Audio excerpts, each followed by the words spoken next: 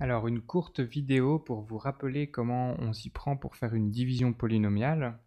Donc ici, je suis parti du principe qu'on voulait diviser P1 par P2, donc P1 divisé par P2.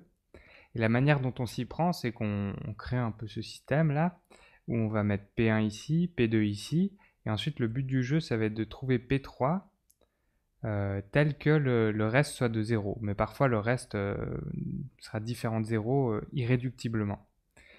Et ensuite, donc, une fois qu'on obtient ce système-là, on peut dire que P1 divisé par P2 est égal à P3 plus le reste divisé par P2. Mais si le reste est égal à 0, eh ben, ça fait juste P1 divisé par P2 égale P3. Donc on aura réussi à trouver quel est le polynôme qui résulte de la division de P1 par P2. Alors imaginez en fait que vous ayez la donnée suivante. On vous donne déterminant de a moins lambda i égale ce polynôme-là. Donc c'est bien un polynôme et il est de degré 3. Et donc en fait ici ce que vous allez devoir faire, c'est en général dans les exercices, c'est de trouver les lambda enfin les racines de ce polynôme. D'ailleurs ce polynôme on l'appelle le polynôme caractéristique de a.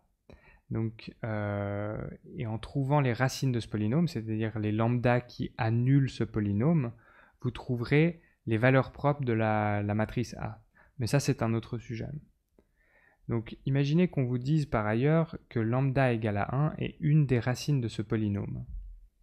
Alors, vous saurez que ce polynôme peut s'écrire comme étant P est égal à un autre polynôme, disons Q, fois lambda moins 1.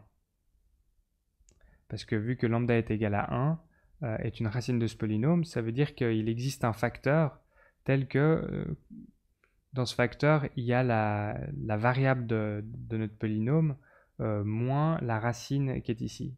Parce que si lambda est égal à 1 ici, on voit bien que ça va annuler le polynôme parce que ce facteur sera égal à 0. Et donc, nous, ce qu'on veut faire, c'est de effectuer cette division polynomiale, donc de trouver le Q tel que il soit égal à P divisé par lambda moins 1. Et donc on obtiendra un polynôme qu'ensuite on pourra factoriser pour connaître finalement la décomposition en facteurs de ce polynôme-là. Et une fois qu'on connaîtra la décomposition en facteurs de ce polynôme-là, on connaîtra toutes les racines du polynôme et donc toutes les valeurs propres de la matrice A. Donc j'ai renoté le polynôme ici et j'ai noté ici ce par quoi je voulais diviser ce polynôme. Et la manière dont ça fonctionne, c'est la suivante. À chaque fois, il faut trouver le terme qui, quand on le multiplie avec ce terme ici, nous permette d'annuler le terme le plus à gauche ici. Alors, ça fait beaucoup de fois le mot terme, donc je vais vous expliquer comment ça marche. Ici, si je choisis un lambda carré, alors quand je vais multiplier ce lambda carré avec lambda moins 1 ici, je vais obtenir donc lambda cube moins lambda carré. Ensuite, la manière dont ça fonctionne, c'est qu'on va soustraire ce qu'on vient d'obtenir au polynôme qu'on a au-dessus. Alors, le résultat, ce sera donc ici, ça va s'annuler et c'est justement fait exprès. Donc, on aura 0. Ensuite, moins 50 lambda moins lambda carré. Donc, ça fait moins 50 lambda carré plus lambda carré. Donc, on obtient moins 49 lambda carré. Et ensuite, de nouveau, ici on va reporter les termes qu'on a là en dessus. Donc on aura plus 593 lambda moins 544. Parce qu'en fait on a soustrait donc juste ça de tout ce polynôme là. Ici il y a eu une incidence sur les deux premiers termes, mais sur ces termes là non. Donc on les reporte.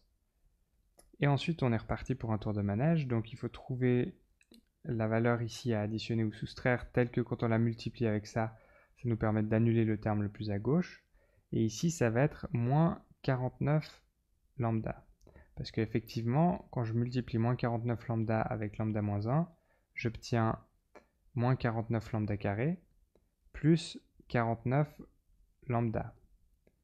Et si je soustrais ce terme comme la marche à suivre le recommande, du polynôme qu'on a au-dessus, alors on obtient, donc ici ça s'annule, 0, Et finalement, on aura 544 lambda moins 544. Donc 544 lambda, c'est 593 lambda moins 49 lambda. Donc le moins, il ne faut jamais l'oublier, hein, c'est très important. Et donc finalement, le dernier terme dont j'ai besoin, ça va être 544. Parce que quand je multiplie ce 544 avec le lambda moins 1, j'obtiens 544 lambda moins 544. Et si je soustrais ça du terme que j'ai au-dessus, ça nous donne 0. Ce qui signifie que notre polynôme P de lambda peut être exprimé comme étant donc Q qui est le polynôme ici, donc lambda carré moins 49 lambda plus 544 fois lambda moins 1. Et alors maintenant, notre but c'était de trouver les racines du polynôme, c'est-à-dire décomposer ce polynôme en facteurs. Et ici, il nous reste encore à décomposer ce sous-polynôme qu'on a obtenu en facteurs. La technique pour le faire est simple, et c'est la suivante. Donc, on peut réécrire que le polynôme peut être écrit comme cela.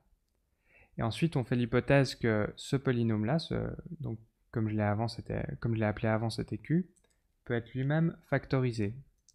Donc ces deux facteurs, on va les appeler lambda moins A et lambda moins B. Et quand on effectue la multiplication entre lambda moins A et lambda moins B, on obtient lambda carré moins A plus B fois lambda plus AB. Et en étudiant ce résultat, on se rend compte que forcément A plus B est égal à 49 et AB est égal à 544. Donc à partir de ces informations-là, on va pouvoir trouver A et B qui satisfont, donc qui permettent de décomposer en deux facteurs ce polynôme-là. Donc vous notez qu'on peut le faire parce qu'en fait on a un polynôme ici de degré 2. Donc je prends les deux informations que je vous ai données avant, j'en fais un système d'équations et j'ai décidé de remplacer ici, d'isoler A dans cette équation, donc A est égal à 49 moins B. Et ensuite quand je prends en compte cette équation avec la seconde ici, j'obtiens que 49 moins B fois B est égal à 544.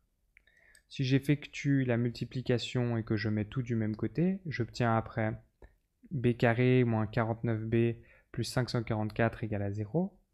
Et ensuite, on a simplement à résoudre cette équation du second degré en utilisant la formule qu'on connaît bien.